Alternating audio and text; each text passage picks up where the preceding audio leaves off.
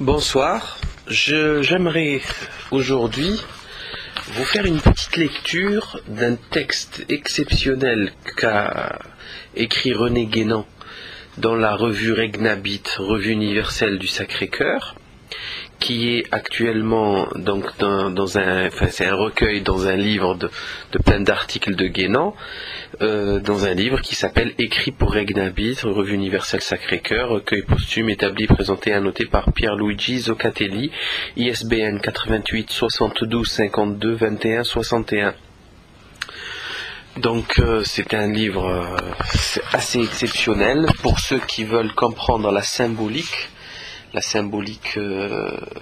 primordiale, totale, c'est-à-dire dans le monde entier, parce que c'est très très loin d'être une symbolique vraiment exclusiviste en fait. Et donc ce texte est apparu donc en février 1926, et il porte comme titre « À propos des signes corporatifs et de leur sens originel ». Alors, l'article dans lequel nous avons parlé des anciennes marques corporatives, novembre 1925 Regnabit, semblant avoir intéressé particulièrement un certain nombre de lecteurs, nous allons revenir sur ce sujet trop peu connu et donner quelques précisions nouvelles dans les réflexions qui nous ont été soumises de divers côtés, nous ont montré l'utilité. Tout d'abord, une confirmation nous a été apportée depuis lors sur ce que nous avions dit en terminant à propos des marques, des maçons et tailleurs de pierre et des symboles hermétiques auxquels elles paraissent se rattacher directement.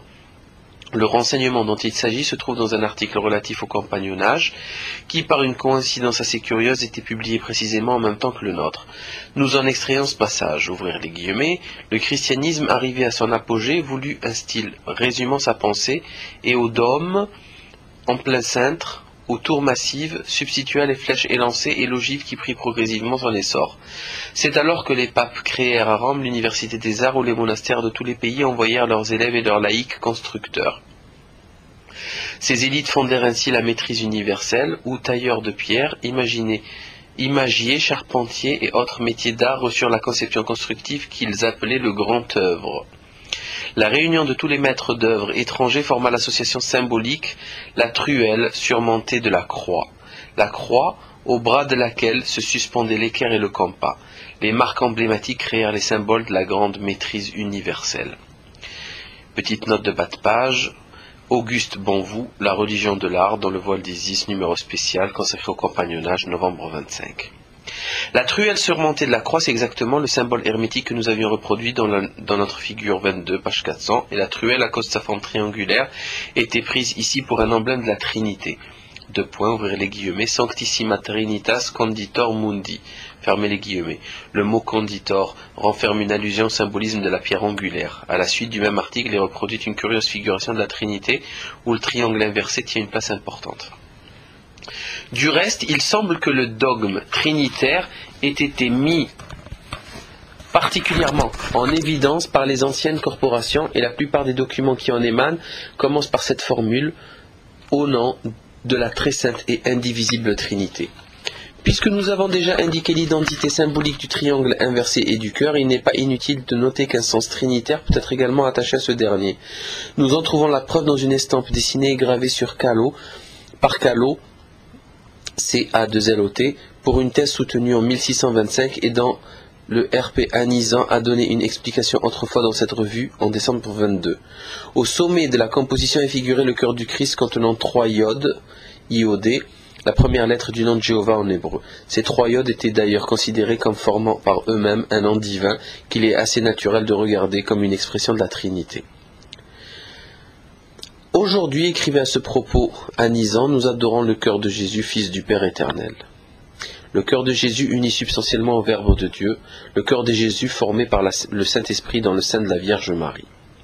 Comment s'étonner que dès 1625 ait été affirmé le contact auguste du cœur de Jésus avec la Trinité Sainte.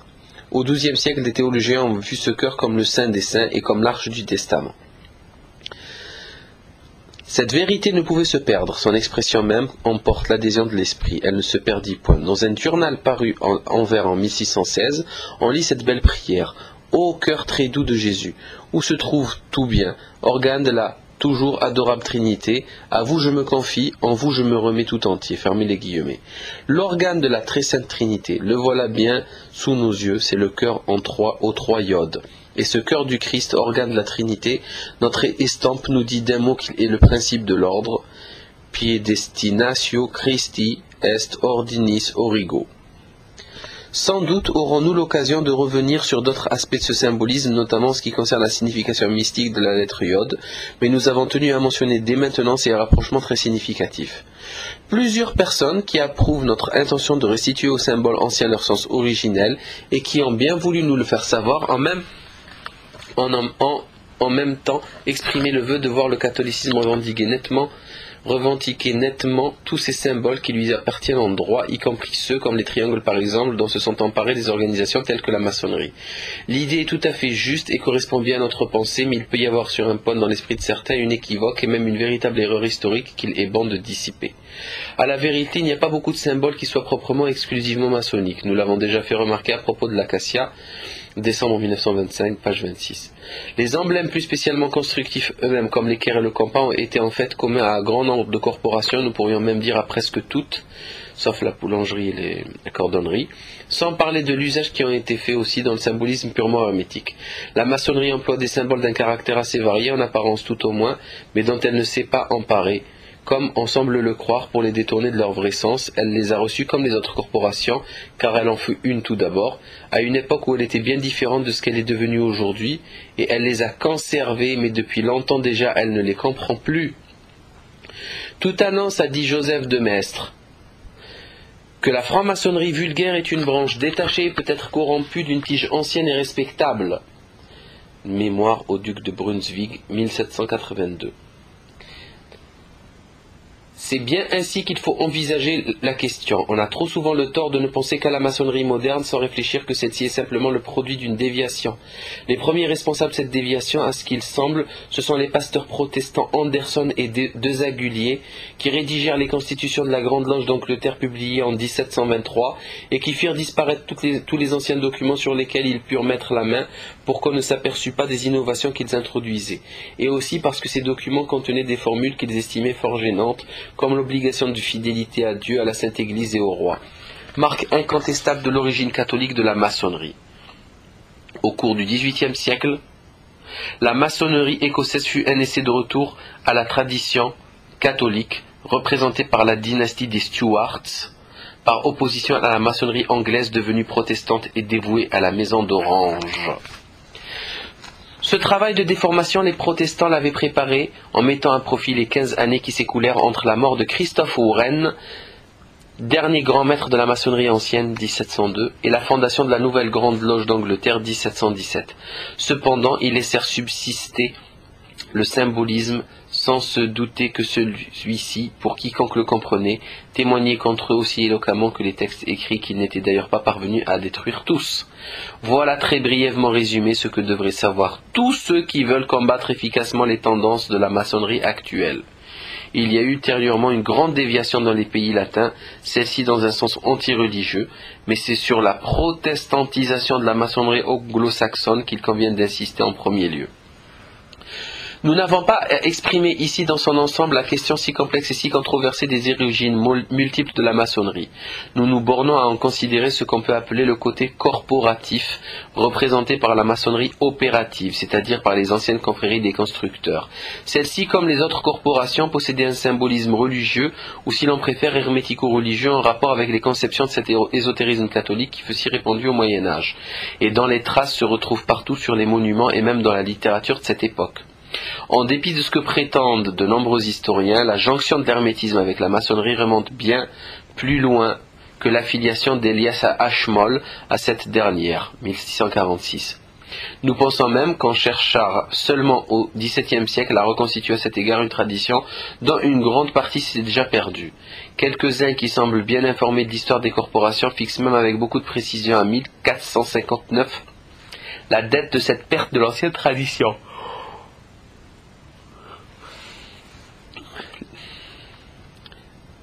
Il nous paraît incontestable que les deux aspects opératifs et spéculatifs ont toujours été réunis dans les corporations du Moyen-Âge, qui employaient d'ailleurs des expressions aussi nettement hermétiques que celles de grande œuvre, avec des applications diverses mais toujours analogiquement correspondantes entre elles. D'ailleurs, si l'on voulait aller vraiment aux origines, à supposer que la chose soit possible avec les informations nécessairement fragmentaires dont on dispose en pareille matière, il faudrait sans doute remonter au-delà du Moyen-Âge, et même au-delà du christianisme. Ceci nous amène à compléter sur un point ce que nous avons dit ici même du symbolisme de Janus dans un précédent article, décembre 25, car il se trouve précisément que ce symbolisme a un lien fort étroit avec la question qui nous occupe maintenant. En effet, dans l'ancienne Rome, les Collegia Fabrorum rendaient un culte spécial à Janus, en l'honneur duquel ils célébraient les deux fêtes solsticiales correspondant à l'ouverture des deux moitiés ascendantes et descendantes du signe zodiacal, c'est-à-dire au point de l'année, qui dans le symbolisme astronomique auquel nous avons déjà fait allusion, représente les portes des deux voies célestes et infernales, Janua Celi, Janua Inferni. Par la suite, cette coutume des fêtes solsticiales s'est toujours maintenue dans les corporations de constructeurs, mais avec le christianisme, ces fêtes se sont identifiées aux deux Saint-Jean d'hiver et d'été, d'où l'expression de loge de Saint-Jean, qui s'est conservée jusque dans la maçonnerie moderne. Il y a encore là un exemple d'adaptation des symboles pré-chrétiens que nous avons signalé à plusieurs reprises. Du fait que nous venons de rapporter, nous tirerons deux conséquences qui nous semblent dignes d'intérêt. D'abord, chez les Romains, Janus était, nous l'avons déjà dit, le dieu de l'initiation au mystère. Il était en même temps le dieu des corporations d'artisans. Et cela ne peut être l'effet d'une simple coïncidence, plus ou moins fortuite. Il devait nécessairement y avoir une relation entre ces deux fonctions rapportées à la même entité symbolique. En d'autres termes, il fallait que les corporations en question fussent dès lors, aussi bien qu'elles le furent plus tard, en possession d'une tradition de caractère réellement initiatique. Nous pensons d'ailleurs qu'il ne s'agit pas en cela d'un cas spécial et isolé, et qu'on pourrait faire chez bien d'autres peuples des constatations du même genre.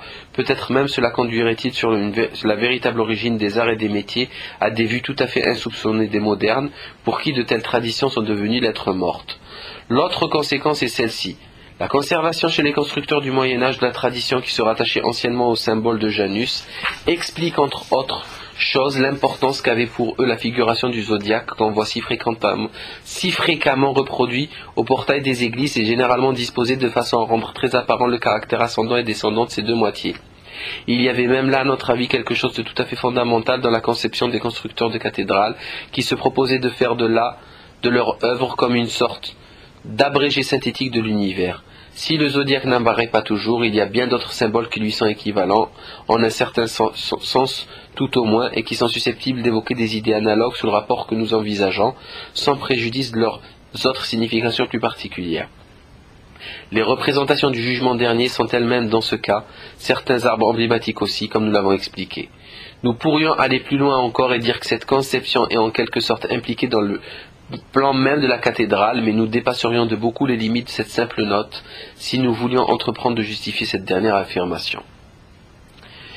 Donc, c'est, semble-t-il, un article très intéressant, très important, même si en prime abord il a l'air anodin, un peu de symbolique, mais là il explique très bien les dérives de la franc-maçonnerie, les dérives modernes de la franc-maçonnerie, qui débutent pour lui en 1717 avec la constitution d'Anderson, avec la protestantisation de la religion, de la maçonnerie plutôt, et bien sûr le changement, le passage de la maçonnerie opérative, c'est-à-dire les maçons qui fabriquaient des cathédrales, qui utilisaient les outils qu'ils dessinaient, en maçonnerie spéculative, exactement comme la spéculation boursière, c'est-à-dire les gens, ils ne vont pas fabriquer des choses qu'ils vont vendre, ils vont juste spéculer sur les prix.